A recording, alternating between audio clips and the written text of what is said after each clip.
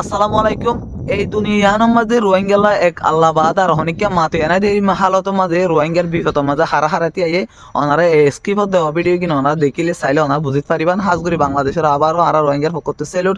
বাংলাদেশের যিনি অভিনেতা নায়ক সকল আছে, বাংলাদেশের ডর যিনি আলেম ওলামা আছে, আর বিভিন্ন দেশের যিনি পাকিস্তানি অন্যান্য দেশের যিনি মুসলমান রাষ্ট্র বা এনকল আছে আর রোহিঙ্গার বিপদ মাঝে আজিয়া তারা স্লোগান দই যে মিছিল করে ওনারা ভিডিও দেখিলে বুঝতে পারিবেন। ফাইলে ভিডিও শেয়ার করে দিবা।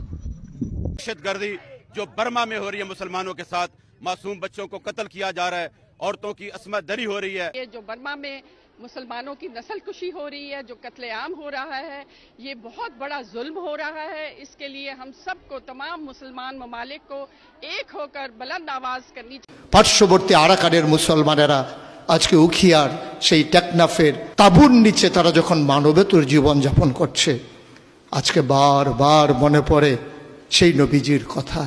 তিনি যদি আজকে আসতেন কোনো একটা ভূখণ্ডে, আমরা যদি দৌড়ে দৌড়ে তার কাছে যেতে পারতাম, গোটা মানবতা যদি বলতে পারতাম মুক্তি চাই, স্বাধীনতা চাই।